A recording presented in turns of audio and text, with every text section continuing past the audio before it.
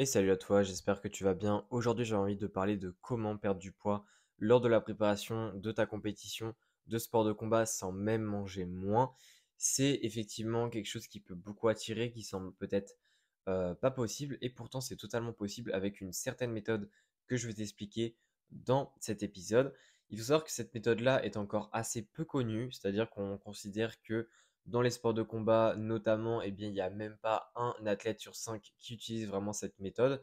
Donc, enfin voilà, qui l'utilise parfois d'une autre manière, mais totalement non recommandée. Je vais en parler juste après. Mais en tout cas, effectivement, cette méthode te permet de perdre du poids sans manger moins, c'est-à-dire que on peut estimer maximum 1 voire 2% de perte de poids, grand maximum, mais s'il y a un déficit calorique à côté, hein, donc déficit calorique, c'est-à-dire que tu manges moins de calories, donc là pour le coup tu manges moins. Mais en tout cas, si tu ne manges pas moins, eh bien tu peux quand même espérer de 0,5 à 1% de ton poids de corps en moins avec cette méthode-là en seulement quelques jours. Et ça peut être quelque chose de très très intéressant, notamment quand tu te prépares pour une compétition de sport de combat et que tu cherches à atterrir sur une nouvelle catégorie de poids. Donc cette méthode-là, qu'est-ce que c'est? Eh bien, c'est tout simplement diminuer la quantité qu'il y a dans tes intestins pour justement perdre du poids en ayant, on va dire, plus de nourriture dans les intestins qui traînent. Alors, ça peut paraître très bizarre dit comme ça, mais effectivement, c'est quelque chose qui prend du poids, c'est-à-dire que chez certaines personnes, ça vaut plus d'1 kilo de nourriture qui sont encore stockées dans les intestins, et pourtant, avec une certaine méthode, eh bien, tu peux faire en sorte qu'il n'y ait plus vraiment de nourriture à ce niveau-là, et que donc tu perds du poids sans même manger moins au final, puisqu'il n'y a pas d'histoire de déficit calorique. Donc, concrètement, il y a, moi, ce que je disais quand il y avait un protocole qui est utilisé chez certains athlètes, que je ne recommande pas du tout, ce sont vraiment les utilisations de laxatifs. Les laxatifs, ça permet d'aider en fait à évacuer les selles, etc. Le problème, en fait, le problème, c'est que ça te déshydrate en même temps, et cette déshydratation est totalement incontrôlable, c'est-à-dire que tu vas être totalement déshydraté lors de ta pesée, donc peut-être que tu vas faire le bon poids pour justement atteindre la catégorie de poids que tu voulais atteindre. Le problème, c'est que cette déshydratation, elle est incontrôlable dans le sens où tu ne sais pas durant combien de temps ça va déshydrater ton corps.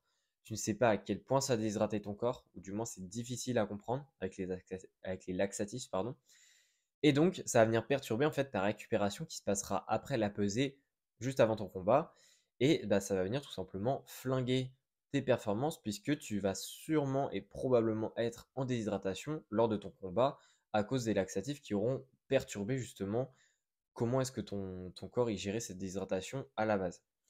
Donc, c'est pour ça que les laxatifs, je les recommande pas du tout. Et moi, ce que je conseille plutôt, c'est vraiment d'utiliser une méthode par rapport à l'alimentation pour justement venir aider à évacuer tout ça. Ce qui est aussi important à comprendre, autre point, c'est pourquoi est-ce qu'on utilise ça. Alors, il n'y a pas que l'intérêt du poids, il y a aussi l'intérêt de la digestion.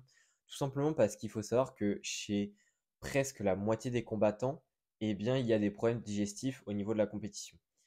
Et la plupart de ces combattants-là qui ont des problèmes digestifs sont des combattants qui ne mettent pas en place cette méthode-là, c'est-à-dire qui ne s'occupent pas de diminuer la quantité de nourriture qu'il y a dans leur intestin. Et pourtant, eh bien, ça a beaucoup d'intérêt puisqu'il n'y aura pas l'aspect dérangeant du système digestif durant le combat si ta digestion, on va dire, est claire, s'il n'y a pas d'aliments qui traînent encore, etc. Ça va être beaucoup, beaucoup plus simple et tu vas te sentir en plus encore plus léger. Donc concrètement, comment est-ce qu'on fait pour en fait faire évacuer tes aliments pour diminuer la quantité de nourriture que tu as dans ton système digestif, etc. Comment est-ce que tu fais? Eh bien, ce que tu vas faire, c'est que tu vas mettre en place ce qu'on appelle une alimentation pauvre en fibres. Donc, une alimentation pauvre en fibres, c'est au maximum 10 grammes de fibres par jour. Il faut savoir que pour la population générale, on recommande environ 25 grammes à 30 grammes de fibres par jour pour justement être en bonne santé. Donc concrètement, je tiens à le dire d'abord, c'est pas quelques jours de pauvre en fibres qui vont faire que tu vas être après en mauvaise santé. C'est-à-dire que c'est pas parce que tu manges 10 grammes maximum de fibres pendant 3-4 jours que tu vas être en mauvaise santé après ces 3-4 jours parce que tu n'auras pas recommandé les apports recommandés justement durant cette période-là. Ça, c'est pas du tout lié. Encore une fois, quand on a une préparation qui doit être faite et on a une compétition qui arrive, eh bien, il faut mieux faire les choses correctement et pendant quelques jours être un petit peu en dehors des recommandations pour la population générale, mais au moins ta compétition se passe bien et là au moins tu peux vraiment profiter plutôt que de continuer à faire les recommandations, mais que ça ne soit pas adapté pour eh bien, le contexte que tu es, c'est-à-dire la compétition notamment, et que là, bah, ça vienne poser problème pour ta compétition. Donc concrètement, il y a plusieurs protocoles qui existent pour cette méthode-là, surtout au niveau du timing, c'est-à-dire que souvent on conseille une alimentation pauvre en fibres, donc ça reste la même chose, hein, c'est-à-dire qu'on est environ à 10 grammes de fibres par jour, mais au niveau de la durée, ça varie, c'est-à-dire qu'il y a des personnes qui disent que 2 jours suffisent, mais moi je suis plutôt de l'autre école, je suis plutôt des personnes qui préfèrent faire ça plus longtemps, mais au moins qu'on est sûr que ce soit autant efficace, puisque, chose très importante à comprendre, c'est que, les personnes en fait ont chacun a un peu un système digestif qui est très individuel et il faut savoir qu'un système di enfin, le parcours de l'aliment dans toute ta digestion, dans tout ton tube digestif varie énormément. C'est-à-dire qu'une personne, ça peut être au minimum, c'est-à-dire que le minimum et le maximum, c'est 10 heures et 94 heures environ. C'est-à-dire qu'une personne, quand elle mange son aliment, eh bien l'aliment peut être prêt à être excrété du corps au bout de 10 heures. Et pourtant, il y a une personne, ça peut être 94 heures. Et ici, je ne parle pas de constipation, je ne parle pas de diarrhée, je parle seulement naturellement. C'est-à-dire que chez certaines personnes, la digestion est extrêmement rapide et chez certaines personnes, la digestion est extrêmement lente. Et ça, c'est pas une question de mauvaises habitudes, de constipation. Évidemment, oui, la plupart du temps, il y a aussi ça qui joue, mais de manière naturelle, ça varie aussi énormément. Donc, il y a une personne pour qui ça peut mettre carrément presque 4 jours à se faire, et une autre personne, ça peut être une demi-journée. Donc là, ça varie énormément, et c'est pour ça que moi, ce que je conseille, puisqu'il y a des personnes où c'est presque 4 jours, je conseille de faire une semaine d'alimentation pauvre en fibres. C'est-à-dire que la dernière semaine, là où tu fais à côté de ça la, la cut au niveau des glucides, également là où tu fais ton protocole de surcharge d'eau, etc., eh bien, tu mets à côté de ça une alimentation pauvre en fibres. Effectivement, oui, la semaine avant ta pesée, c'est une semaine qui est très stratégique, qui est très aussi dure mentalement.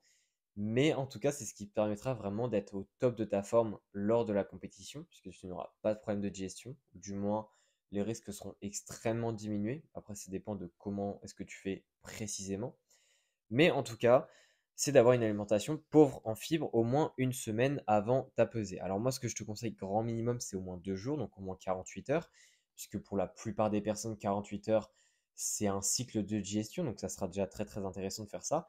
Mais en tout cas, je pense qu'une semaine, ça peut être très intéressant, puisque une semaine, ça a été prouvé comme étant autant efficace que utiliser des laxatifs, sauf que derrière, tu n'as pas le stress que tu as mis à ton corps, tu n'as pas une déshydratation qui est complètement incontrôlable, et tu n'as pas des effets potentiellement secondaires des laxatifs. Donc c'est totalement bénéfique.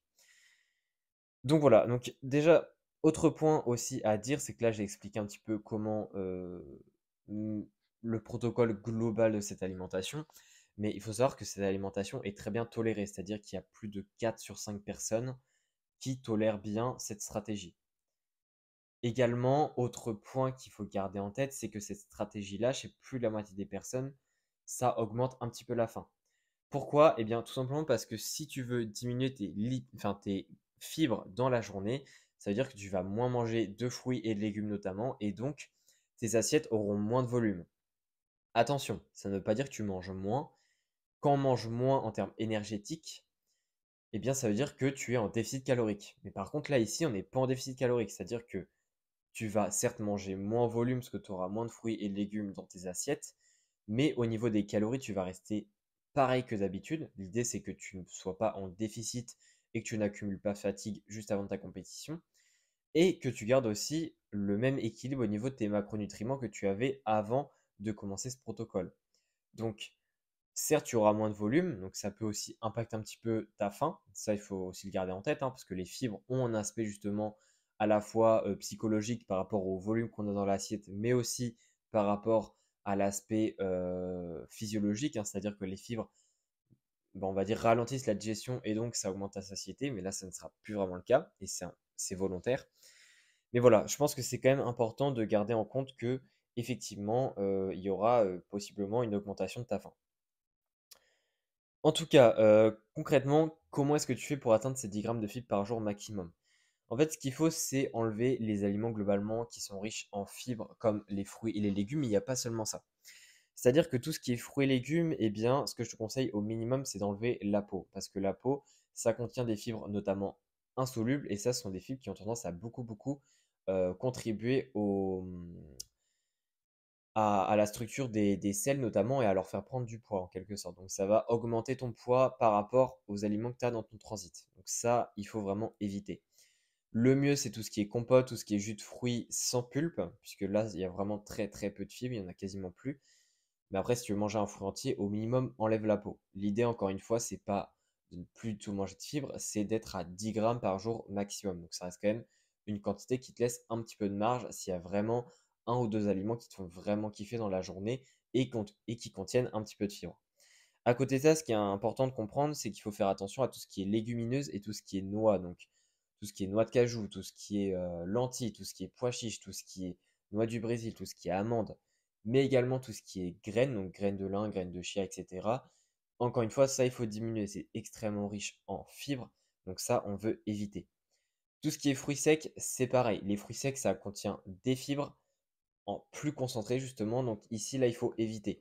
Évidemment, ça peut être très intéressant de base pour l'aspect pré-workout, c'est-à-dire pour des aliments qu'on va manger avant ta séance de sport ou je ne sais quoi, pour justement apporter beaucoup de glucides. Ici, l'idée, ça va plutôt être d'être sur des alternatives qui vont contenir moins de fibres. Donc tu peux toujours essayer de voir s'il n'existe pas des choses. Encore une fois, ça, c'est du cas individuel, ça dépend vraiment de ce que tu aimes, etc.